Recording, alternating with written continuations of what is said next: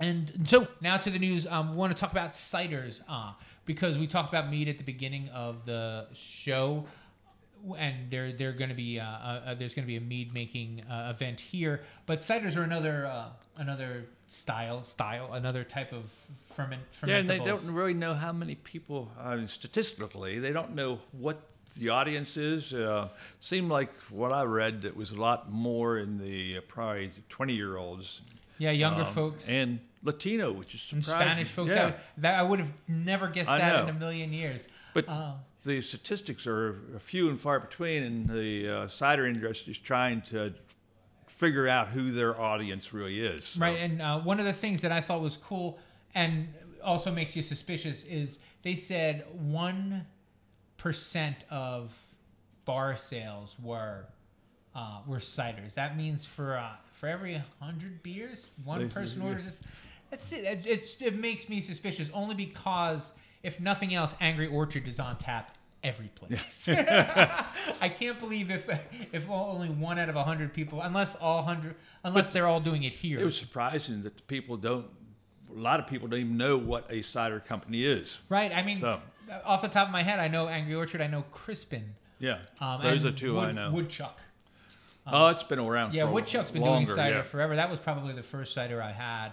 I don't mind a cider. They're nice in the summertime, but it's a little too... I mean, I'm not crazy about sour beer, so you can imagine I'm not nuts about it. It's a little too puckery for me a lot of the time. But I think those people who don't like the beer go to ciders because they just don't like beer. Right, and you don't have to drink whiskey all night. Yeah. I prefer to drink whiskey all night. But I wanted to ask you, we've talked about this a couple times, but cider is probably as easy a thing to make as anything, right? Yeah, we've got cider kits, but you can also go to some of the local orchards and get apple juice and make your own. So and you were saying that it has to be unpasteurized. No. Pasteurized is fine. You can't have any preservatives in it. So, and a lot of places put preservatives in it so that it doesn't prematurely go bad. Or turn into cider. Turn to hard cider. So if you buy apple juice with preservatives, it's designed to never become cider. Right. That's the point of it.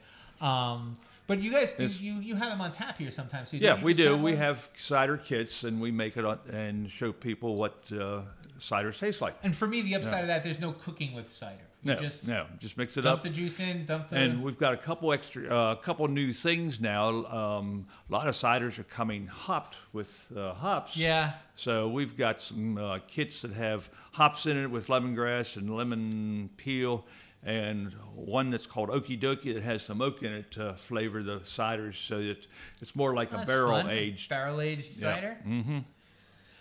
All sorts of fun stuff to drink, huh? We're never going to run out. Such few time. and so little time. I'm sorry, I put my... Oh, the other thing that we want to talk about briefly in the news was San Francisco? Yep. San Francisco Beer Festival. Beer Week. The two things that jumped out at me, the first one was, I don't know if I've had a triple IPA, but they said that triple IPAs are kind of bubbling up there, which means it's only a matter of time. But have you had a triple IPA? No, I can't say I do. I don't know what does that mean. What do you just generally higher alcohol.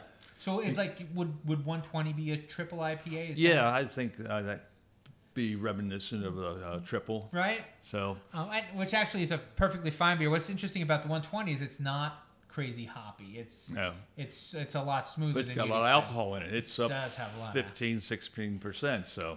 So I'm not crazy about the triple IPAs. I mean, drink what you like and be happy. Yeah. But I don't know. There's I think there's ciders, there's meads, there's so many more interesting things to do that just beating the IPAs to death seems like a lot to me. No, I think it was interesting. The article that I read talked about having seemed like a lot of in California, almost every brewery had their own triple, but they were talking about having a small glass for the tasting for the event, and that was all they needed. Right, because a small glass was all that was necessary. You got to taste it, but you got to taste more than just one. So. Right, and it's because it's high alcohol, and they also can be palate wreckers, and sometimes you're not going to taste much after that if you drink an entire pint of it. Higher alcohol generally means higher hops. So. The other thing that there was that they mentioned about the beer festival, which I got a huge kick out of, was one of the complaints was that there weren't enough beer lists. And I want to defend the San Francisco Beer Festival and saying there's nothing more difficult than getting the brewers to tell you in advance what beers they'll be bringing. It's something that we struggle with when we do our own beer festivals. And the reason is we would love to have printed guides, and occasionally we succeeded in doing it once, and about a third of them were wrong. It was just like, oh no, we didn't have any of that. We didn't bring that. Because, a lot of times, especially with small breweries, they don't know what they're we're out of that use. one. We can't take that one, so we got to take this one. Absolutely. They don't know until the last minute. So I don't think it's, as long as they bring a sign that says what they're pouring, I think that's all you can ask for. And I don't think that, and this has always been my argument, and which is why it was weird to see it as a complaint for the San Francisco Beer Festival. I don't think that it's a make or break decision. I don't think that anybody that was at Beer Week said, well, I'm not coming back next year because there weren't any printed materials with the list of beers. We all have Untapped. Just say, what is that? If you're enthusiastic enough to participate in San Francisco Beer Week, then you're going to find something to try, I think. Many things to try. So. But I guess if people are worried that there are going to be rare beers, they want to get their hands on them. I understand that. But if you have a rare beer and it's on the list, you're also saying that you think you're going to beat everyone else there. Probably not. Probably not. I was surprised that they said there weren't too many long lines. There were a few for the very popular stuff, but for the most part, the lines weren't too bad except for getting in. Right, and I find that it's similar with our festivals. People are used, I think there was a time where people didn't know how to go to beer festivals. So the first tent had the longest line, the second tent had the second longest line, and nobody was at the last tent. But now people are, I think, have a better sense of, okay, let me... You're down to the last tent and come back the other way. Let me walk around. And also there are enough beer festivals, and they're extensive enough that people are like, okay, I'm going to go and wander around. Wandering around is part of it.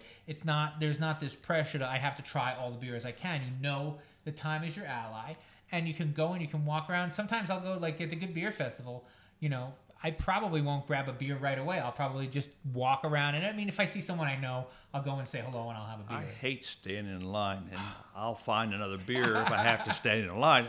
Although sometimes there's the real popular beers or the ones that are maybe rare. Right. If you really want to get it, you got to stand in line, or be somebody like Tony, who's part of the press and can get it anyway. Yeah. If you walk around with a camera around your neck, people give you more respect. Yeah. I remember at the Salisbury Beer Festival, we had 90-minute IPA, and people were very, very excited. But that was one of the things that word got out. People were like, hey, they have 90-minute over there, and all of a sudden, people were rushing over to, and so that they stayed busy that day. And so that's what is going on in the news. We want to talk a little bit about the cooking show that. The Hush Puppies, the ESB Hush Puppies. Yeah, I actually had. I like the Evo ESB beer. It's just a good. It's interesting because I chose this recipe, and again, if you're interested in any of the beer recipes, we post one every week as part of the show notes, which you can find at shorecraftbeer.com. But I was actually I ordered the ESB to go with the oyster sandwich. I mentioned earlier that I had an oyster sandwich at Evo, and I said, what would be nice with that would be an ESB, and yes, it totally was. And so it was really interesting. Then I went home and I'm picking out a recipe, and I saw this ESB Hush Puppies, and that's something that really kind of now. I don't know how much you know about Hush Puppies, but do you remember when they became a thing? Because I know that it was always something that was just, if there was extra dough, there were Hush Puppies, and if there wasn't extra dough, there wasn't. More of a, I think, Southern thing. Right, Southern hospitality seems to always have Hush Puppies, but there was a fish company that did a lot of fish, and they always had, I can't remember what the name of the company was, but they always had Hush Puppies as a side. So. Well, yeah, they do it at the Old Mill. They have Hush Puppies at the side. The Old Mill was the first place I ever saw them on a menu. I mean, Oh, okay. I didn't grow up around here, so Yeah. you know, I've never seen them on a menu. I mean, I'd had them before. So from where you grew up, this is Southern. Oh yeah, I get huge fights with my wife and my neighbors all the time about whether or not we're in the South. I always point out that this very moment I'm sitting north of the Mason-Dixon line, but when I get to my house, I am south of the Mason-Dixon line.